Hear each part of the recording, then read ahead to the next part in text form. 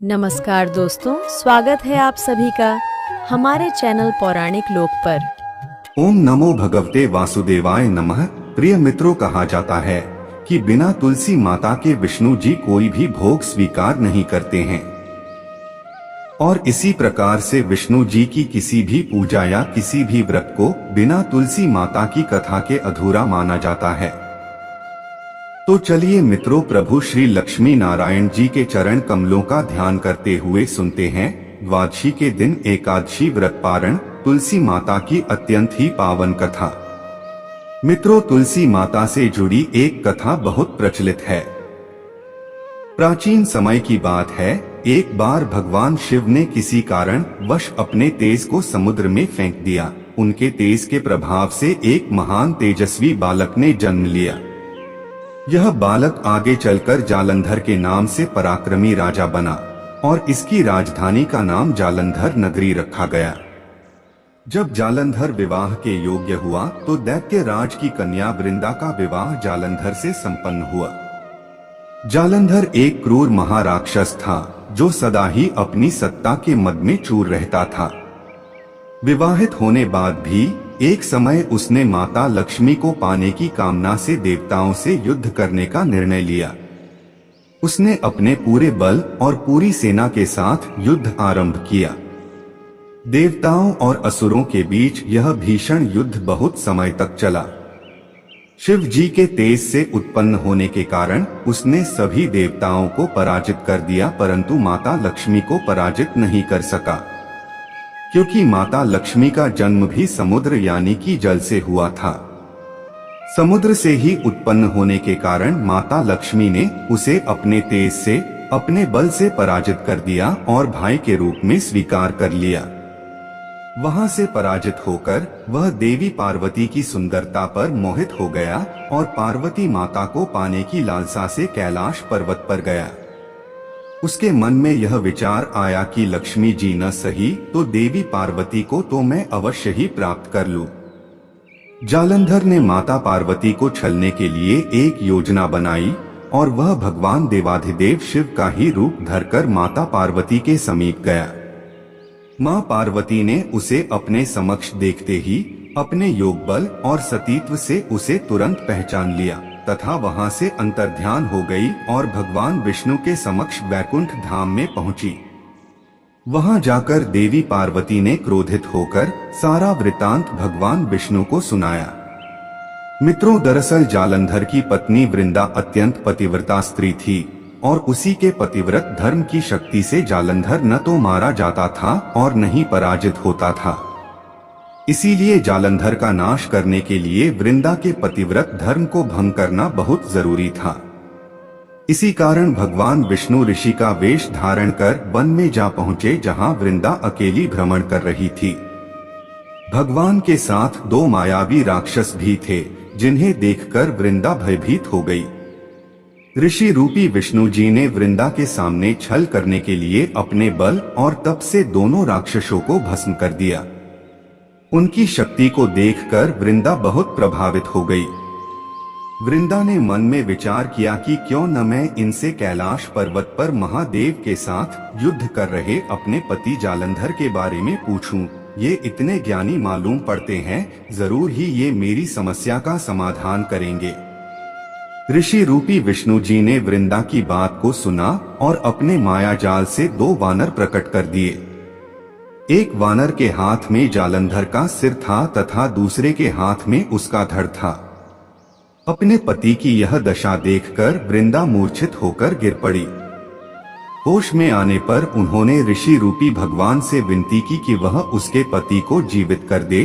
भगवान ने अपनी माया से पुनः जालंधर का सिर धड़ से जोड़ दिया, परंतु स्वयं भी वह उसी शरीर में प्रवेश कर गए।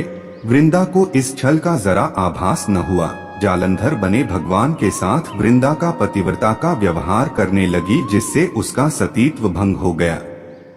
ऐसा होते ही वृंदा का पति जालंधर युद्ध में हार गया। इस सारी लीला का जब वृंदा को पता चला तो उसने क्रोधित होकर भगवान विष्णु को शिला बन जाने का श्राप दे दिया। अपने भक्त के श्राप को भगवान विष्णु ने स्वीकार किया और शालिग्राम पत्थर बन गए।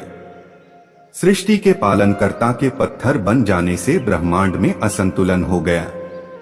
इसके बाद सभी देवताओं ने वृंदा से प्रार्थना की वह जल्द ही भगवान विष्णु को श्राप मुक्त कर दें। इसके बाद वृंदा ने भगवान विष्णु को तो श्राप मुक्त कर दिया, लेकिन उसने खुद आत्मदाह कर लिया और स्वयं सती हो गई। जिस स्थान पर वृंदा भस्म हुई वहां उसी राख से तुलसी का पौधा उग गया। भगवान विष्णु ने वृंदा से कहा कि हे वृंदा, तुम अपने सतीत्व के कारण मुझे लक्ष्मी से भी अधिक प्रिय हो गई हो। अब तुम तुलसी के रूप में सदा मेरे साथ रहोगी।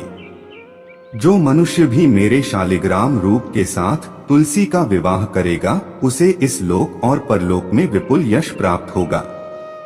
जिस घर में तुलसी होगी वहां यम के दूत भी असमय नहीं जा सकते। गंगा व नर्मदा के जल में स्नान करना तथा तुलसी का पूजन बराबर माना जाएगा।